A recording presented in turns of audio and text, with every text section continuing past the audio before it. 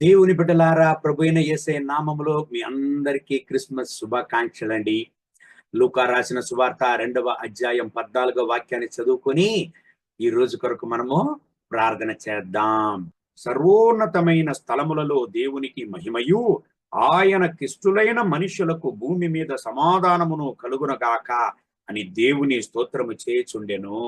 అవును ప్రియమైన దేవుని బిడ్డలారా, ప్రభు అయిన యేసయ్య మన రక్షకుడు బెత్లెహేములో పుట్టాడు అనేటువంటి యొక్క శుభవార్తను కాపరులకు దేవదూత ప్రకటించిన తరువాత పరలోకములు దేవదూత సమూహము పాడారంట. ఏమని పాడారంట? సర్వోన్నతమైన స్థలములలో దేవునికి మహిమయు, భూమిలో సమాధానమును కలుగునుగాక అని. అవును ప్రియమైన దేవుని బిడ్డలారా, ఈ భూలోకములో ఎందుకండి ప్రభు అయిన యేసయ్య ఉదయించాడు? ఈ భూలోకములో ఎందుకండి ప్రభు అయిన యేసయ్య జన్మించాడు?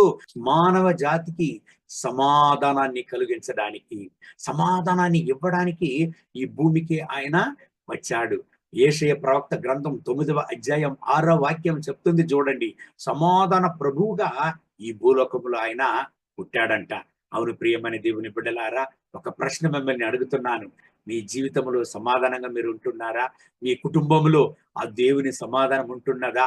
ఒక విషయాన్ని గుర్తు చేసుకోండి, జీవితం అనేదే అనేక సవాళ్లు కలిగినది. ఏ పరిస్థితులు వచ్చినా చోలిపోవద్దండి, దేవునిలో దృఢంగా నిలవండి. ప్రతి ఒక్క పరిస్థితులను ఆశీర్వాదంగా మార్చి తన యొక్క బిడ్డలను ఆశీర్వదించే దేవుడుగా ఆయన ఉంటున్నాడు. అవును ప్రియమైన దేవుని బిడ్డలారా, ఈ రోజు ఈ ప్రభు అయిన యేసయ్య ఈ సమాధానాన్ని మీకు ఇవ్వడానికి సిద్ధంగా ఉంటున్నాడు. కళ్ళు మూసి ప్రార్థన చేద్దామా? ప్రభు అయిన యేసయ్య 2024వ సంవత్సరానికి ముందు ఈ భూలోకంలో మా కొరకే మీరు జన్మించారు. కారణం మాకు మీ సమాధానాన్ని ఇవ్వడానికి. అవును ప్రియమైన దేవా, ఈ ప్రార్థనలో నాతో ఏకీభవించి ప్రార్థించే ప్రతి ఒక్క దేవుని బిడ్డల కొరకు ప్రార్థన చేస్తున్నాను. వీళ్ళని ఆశీర్వదించండి, మీ రక్తపు కోటలో వీళ్ళని దాచుకోండి.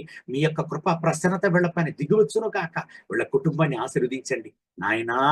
ఎవరంతా సమాధానము లేక కన్నీటితో దుఃఖముతో ఆ వేదనతో ఉన్నారో ప్రతి ఒక్కరిని కూడా ముట్టండి నాయన.